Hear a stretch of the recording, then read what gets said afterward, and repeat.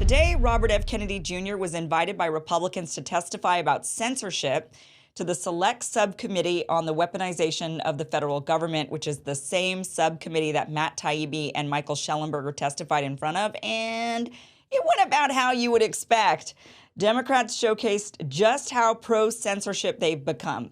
Now, we're going to play some of the clips for you so that you can see for yourself, starting off with RFK Jr.'s opening statement. But literally, before he even began speaking, they tried to censor him.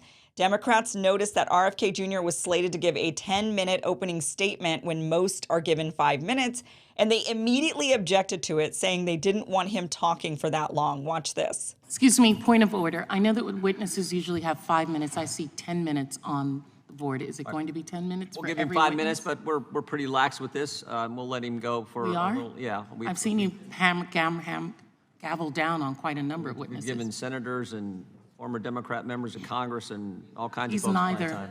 He's neither. I'm just saying in past history. Okay, okay. But let's just watch the time for all the witnesses. And if you want to cut him off and censor him some more, you're welcome to do it. Oh, that's not my job. That's your job. Why don't you threaten a witness so that they can not want to be a witness? Mr. Kennedy is recognized for his opening statement. We'll give him 5 minutes, more or less, and then we'll move to the next one. Mr. Kennedy, go right ahead. Thank you, Mr. Chairman. Mr. Chairman, maybe we could put 5 minutes on the clock then, not 10. Could we put 5 on the clock and start it running? I mean, honestly, they just did not want him to speak. So they tried to censor him. Other people who were invited to this, so this was, there were 3 that were invited by Republicans, 1 invited by Democrats. The other 2, besides RFK Jr., who were invited was Emma Jo Morris. She was a journalist who now works for Breitbart, but she was one of the main ones reporting on the Hunter Biden laptop for the New York Post that was heavily censored, as we saw. Also, John Sauer, he is a special assistant attorney general at the Louisiana Justice Department. He's involved in the Missouri versus Biden lawsuit, which is making its way through the courts right now. It's going to the Fifth Circuit Court of Appeals, where the judges ruled that the government did, in fact, infringe on First Amendment rights of Americans by censoring them through social media. So those are the other 2 who are testifying alongside Robert F. Kennedy Jr. Robert F. Kennedy Jr. is there to testify to the fact that he has been censored while campaigning for president. And the Democrat, she's all the way over there on she's wearing the gray suit on the screen with the turquoise top. She is Maya Wiley. She is the president and chief executive of the Leadership Conference on Civil and Human Rights. She at one point worked for the ACLU, but she is the pro-censorship person, basically, that Democrats have called in, claiming that we need to censor people because people are dangerous. They say dangerous things, and it leads to dangerous outcomes. And so censor, censor, censor. So we're going to go ahead and play RFK Jr.'s entire opening statement. I was hesitant to do this because it is 10 minutes long. So even though they tried to get him to only do 5 minutes, and they were like, put 5 minutes on the clock, 5 minutes, 5 minutes, he went 10 minutes anyway. Luckily, no one interrupted him, but it is a very good and powerful 10 minutes. So we're just going to go ahead and play the whole thing. And I promise you, the whole thing's really riveting. So we're going to go ahead and watch now. Thank you, Mr. Chairman. And I want to start. I want to put aside my written statement for a moment and address one of the points that was brought up, I think an important point by the ranking member, that this body ought to be concerning itself with issues that impact directly the American people. The rising price of groceries, 76% over the past 2 years for basic foodstuff, the war in Ukraine, the inflation issues, the border issues, many, many other issues that concern us all as a nation. We can't do that without the First Amendment, without debate. When I gave my speech, my announcement speech in Boston 2 months ago, YouTube, I talked about all those issues. I focused on grocery. I focused on the fact that working class people can no longer afford to live in this country. I talked about inflation, all the issues that deeply concern you, and that you've devoted your career to alleviating those issues. 5 minutes into my speech, when I was talking about Paul Revere, YouTube deplatformed me. I didn't talk about vaccines in that speech. I didn't talk about anything that was a verboten subject. I just was talking about my campaign and things, the conversation that we ought to be having with each other as Americans. But I was shut down, and that is why the First Amendment's important. Debate, congenial, respectful debate is the fertilizer, it's the water, it's the sunlight for our democracy. We need to be talking to each other. Now, this is a letter that many of you signed, many of my fellow Democrats. I've spent my life in this party. I've devoted my life to the values of this party. 102 people signed this. This itself is evidence of the problem that this hearing was convened to address. This is an attempt to censor a censorship hearing. The charges in this, and by the way, censorship is antithetical to our party. It was appalling to my father, to my uncle, to FDR, to Harry Truman, to Thomas Jefferson, as the chairman referred to. It is the basis for democracy. It sets us apart from all of the previous forms of government. We need to be able to talk, and the First Amendment was not written for easy speech. It was written for the speech that nobody likes you for. And I was censored not just by the Democratic administration, I was censored by the Trump administration. I was the first person censored by as the chairman pointed out, by the Biden administration 2 days after it came into office. It ordered a truthful, and by the way, they had to invent a new word called malinformation to censor people like me. There was no misinformation on my Instagram account. Everything I put on that account was cited and sourced to peer-reviewed publications or government databases. Nobody has ever pointed to a single piece of misinformation that I published. I was removed for something they called malinformation. Malinformation is information that is true, but is inconvenient to the government, that they don't want people to hear. And that's antithetical to the values of our country. After I announced my presidency, it became more difficult for people to censor me outright. So now I'm subject to this new form of censorship, which is called targeted propaganda, where people apply pejoratives like anti-vax. I've never been anti-vaccine, but everybody in this room probably believes that I have been, because that's the prevailing narrative. Anti-Semitism, racism, these are the most appalling, disgusting pejoratives, and they're applied to me to silence me, because people don't want me to have that conversation about the war, about groceries, about inflation, about the war on the middle class in this country that we need to be having. And by the way, I want to say this while I'm on the record, that in my entire life, and why I'm under oath, in my entire life, I have never uttered a phrase that was either racist or anti-Semitic. I have spent my life fighting my professional career, fighting for Israel, for the protection of Israel. I have a better record on Israel than anybody in this chamber today. I'm the only person who has publicly objected to the $2 billion payout that the Biden administration is now making to Iran, which is a genocidal program. I'm the only one who's objected to that. I've fought more ferociously for Israel than anybody. But I am being censored here through this target, through smears, through misinterpretations of what I've said, through lies, through association, which is a tactic that we all thought we had been discredited and dispensed with after the Army McCarthy hearings in the 1950s. But those same weapons are now being deployed against me to silence me. I know many of the people who wrote this letter. I don't believe there's a single person who signed this letter who believes I'm anti-Semitic. I do not believe that. There is no evidence of that. Now, I want to say something I think that's more important, and it goes directly to what you talked about, ranking member, which is the need, this toxic polarization that is destroying our country today. And how do we deal with that? This kind of division is more dangerous for our country than any time since the American Civil War. And how do we deal with that? How are we going to, every Democrat on this committee believes that we need to end that polarization. Do you think you can do that by censoring people? I'm telling you, you cannot. That only aggravates and amplifies the problem.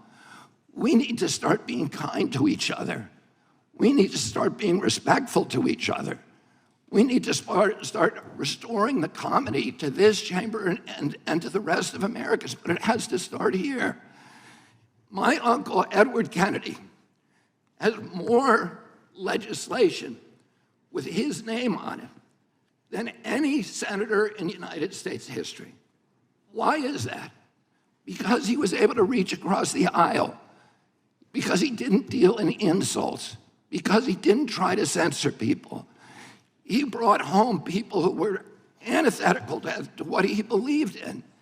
He came home almost every weekend with people like Orrin Hatch to our house at the compound in Hyannisport. At that time, Orrin Hatch to me was like Darth Vader, because I was an environmentalist. And I was saying, why is Teddy bringing this guy home? But he knew that he was effective because he understood that comedy and respect and kindness and compassion and empathy for other people is the way that the only way to restore the function in this chamber. But more importantly, today we need to give an example in the leadership of our country of being respectful to each other. If you think I said something that's anti-Semitic, let's talk about the details. I'm telling you all the things that I'm accused of right now by you. And in this letter are distortions, they're misrepresentations. I didn't say those things. There's fragments that I said, but I denounce anybody who uses the words that I have said to imply something that is negative about people who are Jewish. I never said those things. And I want to point out also that the chairman pointed to Dennis Kucinich, who's fighting behind me. There is no two people in the country who feel more differently about American politics than these two people. And yet they were friends. Dennis attended his children's basketball games, attended his daughter's wedding. This is what we need, how we need to start treating each other in this country. We have to stop trying to destroy each other, to marginalize, to vilify, to gaslight each other.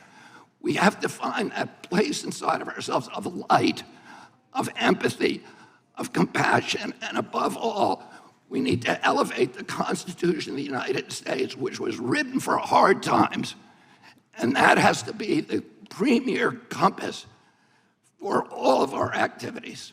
Thank you very much. Thank you. So that was a great opening statement. He was given that 10 minutes, even though they tried to put the timer on him. And of course, right after, so they tried to censor him before he gave his speech. And then they, of course, continue to try to censor him. Here's Debbie Wasserman Schultz. She is claiming that he is going to make defamatory and degrading comments. And so she wanted to move to an executive session, which is more private. And then Massey moves to ignore her.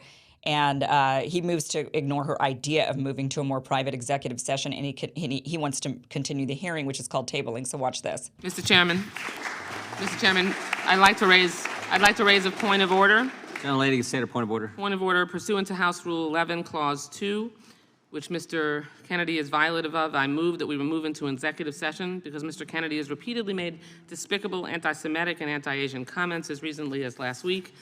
Rule 11, Clause 2 says, whenever it is asserted by a member of the committee that the evidence or testimony at a hearing may tend to defame, degrade, or incriminate any person, or it is asserted by a witness that the evidence or testimony that the witness would give at a hearing may tend to defame, degrade, or incriminate the witness, and it goes on. Mr. Kennedy, among many other things, has said I know a lot now about bioweapons. We put out hundreds of millions of dollars into ethnically targeted microbes. The Chinese have done the same thing. In fact, COVID-19, there is an argument that it is ethnically targeted. COVID-19 attacks certain races disproportionately. The races that are most immune to COVID-19 are... A lady making a motion or a speech? I've made a motion to move into executive session because Mr. Kennedy's testimony... Mr. Chairman, I and move his to table the previous motion. statements- The gentleman from Kentucky has moved to table. Okay, so you have to watch the vote for yourself. They go back and forth about this executive session and tabling, so we're going to skip ahead to the actual vote. And so the yeses want to continue the hearing. So they're voting on Massey's, he wants to table her motion. She wants to move to an executive private session. Thomas Massey says, well, how would table that? So they now have to vote on whether or not they're going to continue this session or move to an executive into an executive hearing. So the yeses are for continuing, and the noes, which are a bunch of Democrats, are for censoring RFK Jr. and moving to a more private hearing. Watch this. Clerk will call the roll. Mr. Jordan? Yes. Mr. Jordan votes yes. Mr. Issa? Mr. Massey? Yes, to not censor. Mr. Massey votes yes. Mr. Stewart? Yes. Mr. Stewart votes yes. Ms. Stefanik? Yes. Ms. Stefanik votes yes. Mr. Gates? Mr. Johnson of Louisiana? Yes. Mr. Johnson of Louisiana votes yes. Mr. Armstrong? Yes. Mr. Armstrong votes yes. Mr. Stube? Mr. Bishop? Yes. Mr. Bishop votes yes. Ms. Kamak? Yes. Ms. Kamak votes yes. Ms. Hageman? Yes. Ms. Hageman votes yes. Ms. Pasquette? No, I want to follow the rules that the Republicans made at the beginning of this conference with these House rules, so no. Ms. Pasquette votes no. Mr. Lynch? No. Mr. Lynch votes no. Ms. Sanchez? No, because it's violative of the rules. Ms. Sanchez votes no. Ms. Wasserman Schultz? No to allowing a witness to degrade and This is not defame speech others time. and violate the rules and not have his testimony and degradation and amplified Mr. Chair. rather than given in executive session. Ms. Wasserman Schultz votes no. Mr. Connolly? No to the Soviet Politburo. Mr. Connolly votes no. Mr. Garamendi? No. Mr. Garamendi votes no. Mr. Allred? Ms. Garcia? No. Ms. Garcia votes no. Mr. Goldman? No to hate speech. Mr. Goldman votes no. Jeez. Mr. Gates? Yes. Mr. Gates? Aye. Mr. Gates votes aye. Clerk will report. Mr. Chairman, there are 10 ayes and 8 noes. The motion to table is agreed to. We will now move to our second witness. Okay, so again, the rule that they're citing, that all those Democrats who said that they wanted to move to an executive session, the rule that they're citing is that they believe that RFK Jr. is going to make defamatory and derogatory and degrading statements. So they're saying he's going to say hate speech, and that is against the rules, and so we want to move to this executive private session. Now I want to play this clip to you. They do move on with this hearing, and Stacey Plaskett, now if you remember her, she is the representative from the U.S. Virgin Islands. She is the one who sent Matt Taibbi a letter basically saying that you've perjured yourself and you could potentially serve time in jail for perjury for... and she was very much her and Debbie Wasserman Schultz were very much attacking Matt Taibbi and Michael Schellenberger. So much more of the same here. Obviously, what they're here to talk about is completely lost on her. You know, there you have RFK Jr. saying, we've got to get back to, a better place in politics. We have to hear each other out. Censoring is not helping us. It's not depolarizing the country. This is just not a good thing. And that is obviously, the entire idea is completely lost on her. This is a little snippet of what she had to say. But more importantly, again, I go back to just the fact that we are creating a platform for this kind of discussion, not about the censorship, not about free speech, but the content of some of that speech that we are amplifying in this room. I can't believe we're platforming these people and amplifying this speech. So she's saying what we need to censor. We should be censoring. She also later went on to say, by the way, that she's appalled Her Republican colleagues intentionally chose to elevate this rhetoric to give these harmful, dangerous views a platform in the halls of the United States Congress. She said there's no doubt as to why they're making the choice. It's not to guard free speech or to ensure equality for all. All of this is to show us by their conduct over and over again that any attack on Joe Biden to get Donald Trump back in the White House is what they need to do. That was what she was claiming here. Now, I hate to subject you to this, but I have to. I am so sorry. I have to subject you to this. But this is Debbie Wasserman Schultz attacking RFK Jr. and basically misrepresenting his comments that he had made that really made a lot of headlines, claiming that he was saying that COVID was bioengineered to help Jews and Chinese and go after whites and Africans. And so I'm sorry, I have to subject you to this. Watch this. I'm sorry. Mr. Kennedy, you're well educated. So yes or no, please. Are you aware that for centuries, Jews have been scapegoated and blamed for causing illnesses like Black Plague and more recently COVID? I am. Those are known as blood libel, and they are one of the worst and most disturbing parts of human history. Good. I'm glad to know that, of course, that you acknowledge that. Of course, it's true and well documented that this pernicious form of anti-Semitism led to centuries of discrimination, even horrific pogroms and massacres, and it still fuels deadly violence today. Yet last week, you floated a baseless conspiracy theory that the coronavirus was bioengineered to target Caucasians and Black people, but to spare Ashkenazi Jews and Chinese people. Mr. Kennedy, your bizarre, unproven claim echoes that same historic slander of labeling Jews and Chinese people as a race, and that Jews, and in this case Chinese people, somehow managed to avoid a deadly illness that targets other groups for death. You do see that, yes or no? You're misstating. No. I quoted what you said earlier, and it is directly what you said. So just ask me yes or no. I was describing an NIH-funded study. No, you didn't cite any. I was describing an NIH-funded study by Cleveland Clinic scientists. Reclaiming my time. You did not reference. Reclaiming my published time. in USC Mr. Medical, Chairman, which is one. The time is mine. I'm reclaiming it. Please ask the witness to stop talking. You asked me a question. Reclaiming. Allow me to answer my question. Mr. Chairman, I'd like about 10 seconds back. The time belongs. You are slandering me incorrectly. You're saying it's dishonest. Time belongs to the gentlelady from Florida. Florida. Defend myself. Mr. Time Chairman, belongs to the gentlelady from Florida. I'd like 15 seconds back. We will Mr. be happy to Chairman. give you that. Thank you so much. You did not cite any study like you are citing here now during that conversation. You referenced no study at all. You simply labeled Jews and Chinese people as a race, and you also said that somehow they managed to avoid a deadly illness that targets other groups for death. You don't see that? You're trying to rewrite history here. A few months ago, Mr. Kennedy, you compared COVID public health policies to barbaric, murderous tactics of Nazi Germany, saying that Jewish people in Nazi Germany had more freedom than Americans facing COVID health restrictions. In hindsight, Mr. Kennedy, do you reject this absurd and deeply hurtful and harmful comparison, or do you still stand by it? Congressman, what you are saying is a lie. That you said it. I did not. I never contained. Okay. I never, ever Mr. Chairman, I'm compared happy to COVID enter into the record when Mr. countermeasures. Kennedy said that. I reclaim my time.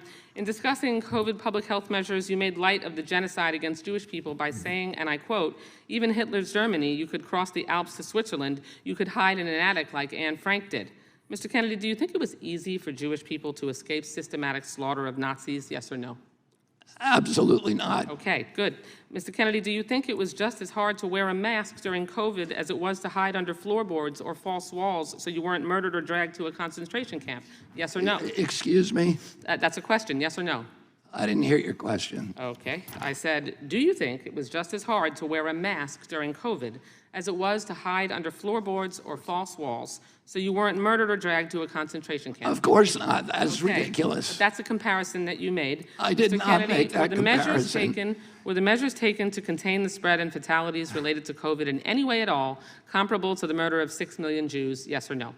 Absolutely not. Okay.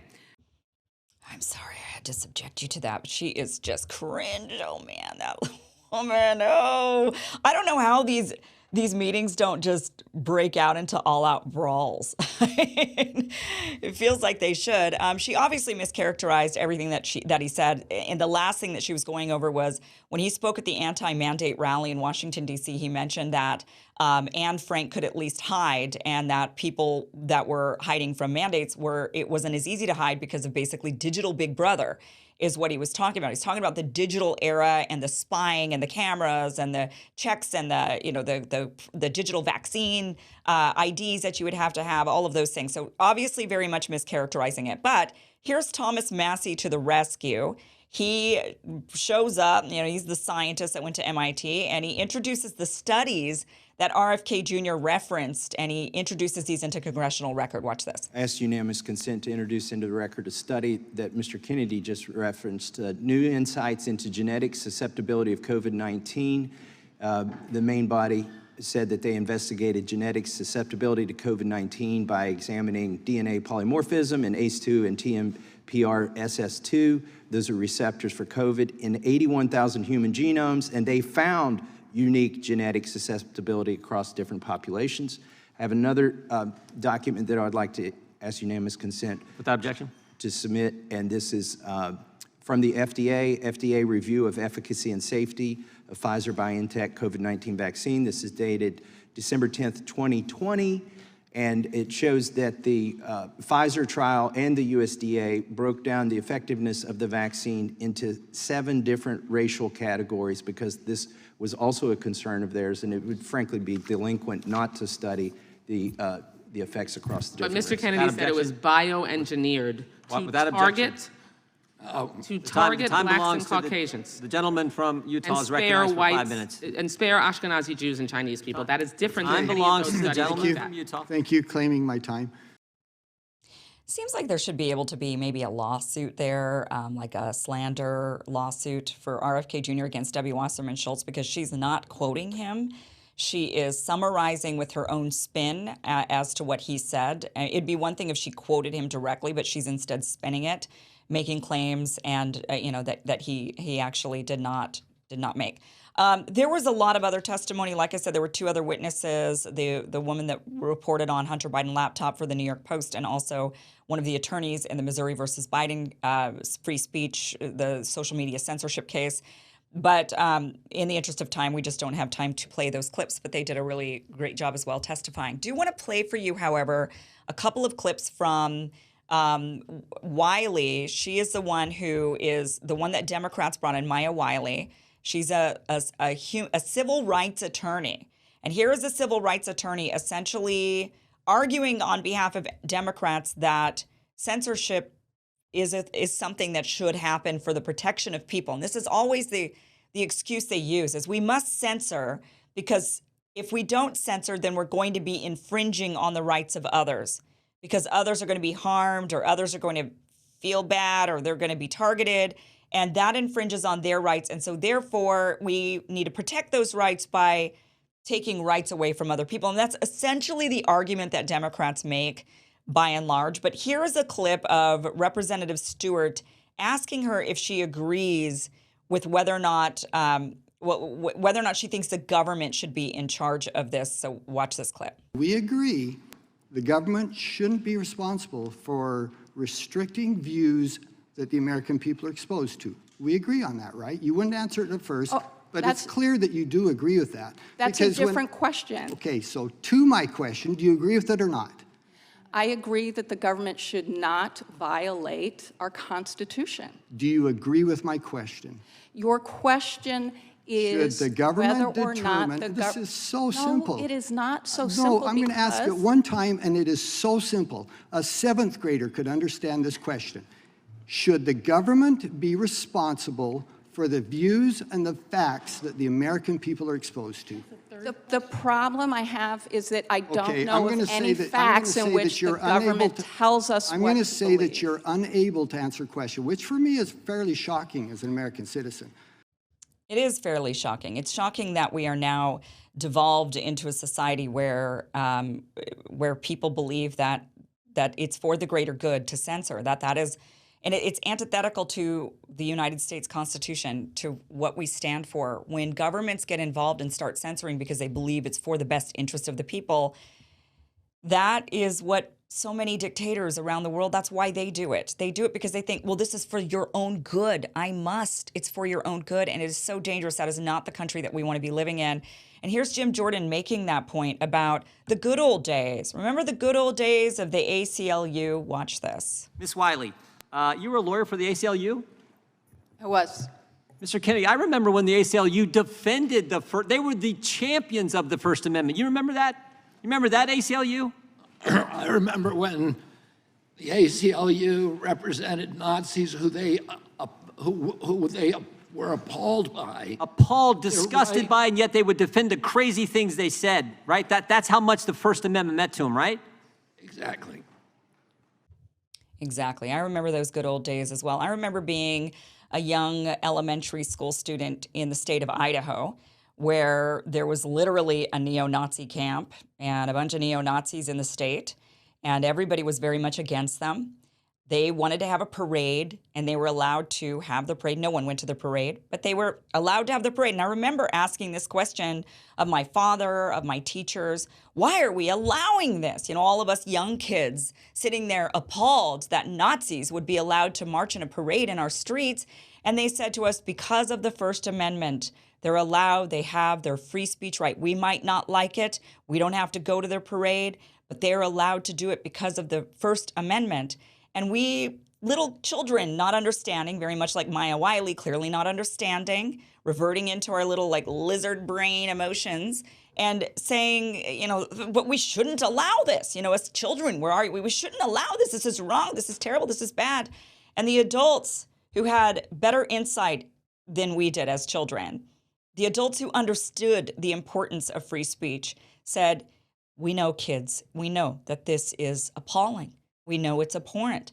We know that we don't agree with this, but we must allow it because you don't want the government stepping in and silencing you, thinking that because they determine from their morals that you're wrong, because one day it's going to be you. If it's them today, it'll be you tomorrow, and you don't want it to be you tomorrow.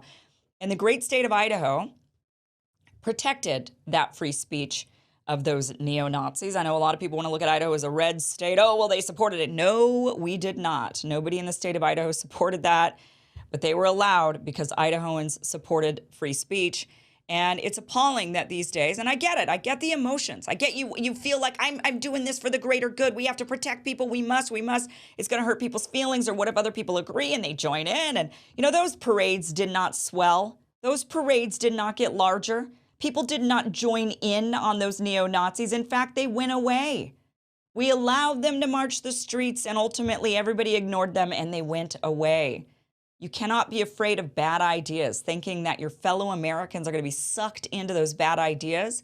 You have to have faith that you've given them a good education, that you've taught people, that people can make up their own minds. You have to believe that your fellow Americans are not idiots. I mean, but, you know, a lot of people, they don't believe that. They believe their fellow Americans are idiots. They believe that they must tell them what to do. Otherwise, they're going to make bad decisions. And that is, unfortunately, where we're at with so many in the government right now and so many of our leaders. I mean, to hear our leaders defending censorship, that is something that little children are supposed to be doing because they're emotional and they can't understand it. Not our congressional leaders, but this is where we're at today. And it is very dangerous. We are on a dangerous path right now with censoring ideas, good and bad. None of them should be censored, no matter how much we want to. So good for Robert F. Kennedy Jr. for saying his piece, for Jim Jordan and for Republicans for inviting him and others to talk about the censorship that is going on in our government and in our society. And we'll hope that something comes of this. Not sure what can come from it, but awareness and people rallying behind the fact that they do not want censorship in our society, I think is ultimately a good thing.